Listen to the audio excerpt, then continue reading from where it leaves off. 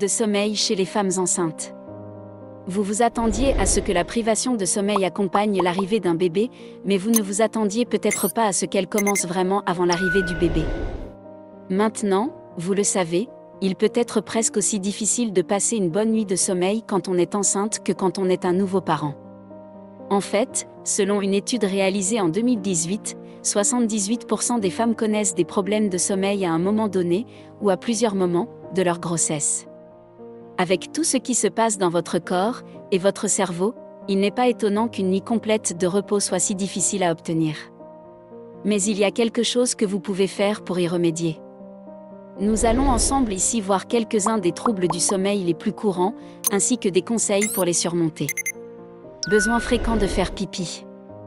Cela se produit généralement au cours du premier et du troisième trimestre de la grossesse. Pourquoi cela se produit-il ?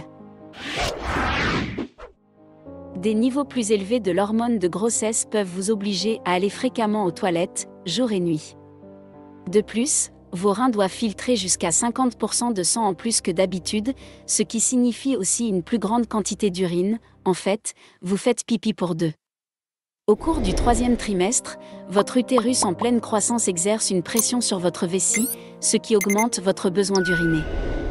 Ce que vous pouvez faire est boire beaucoup de liquide tout au long de la journée, mais réduisez un peu votre consommation à l'approche de l'heure du coucher. Par exemple, il est préférable de ne pas avaler une bouteille d'eau entière juste avant de vous coucher.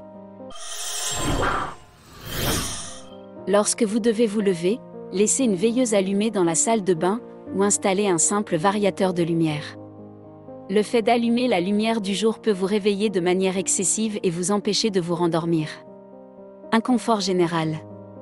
Cela se produit tout au long de la grossesse, mais surtout au cours des deuxième et troisième trimestres. Pourquoi cela se produit-il ? De nombreux problèmes de sommeil pendant la grossesse sont dus au fait que vous n'arrivez pas à trouver une position confortable pour dormir. Les femmes invétérées qui dorment sur le ventre finissent par ne plus pouvoir dormir dans cette position. Les dormeuses sur le dos doivent elles aussi chercher un nouveau chemin vers le sommeil, car cette position n'est pas conseillée après le premier trimestre. Lorsque vous êtes allongé sur le dos, le poids de votre utérus en pleine croissance appuie sur la veine principale qui transporte le sang du bas du corps vers le cœur, ce qui perturbe la circulation.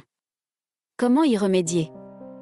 Dormir sur le côté gauche, si possible, facilite la circulation sanguine et est plus sûr pour votre bébé.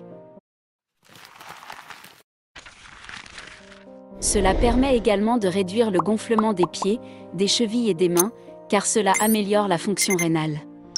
Si vous n'êtes pas habitué à cette position, vous risquez d'avoir du mal à vous endormir. Dans ce cas, les oreillers sont vos alliés, entre vos genoux, sous votre abdomen, derrière votre dos, tout ce qui vous convient. Voilà, vous savez tout. Dites-nous en commentaire ce que vous rencontrez comme difficulté et comment vous faites pour y remédier. Portez-vous bien, et à très bientôt pour un autre numéro de Santé Tonus.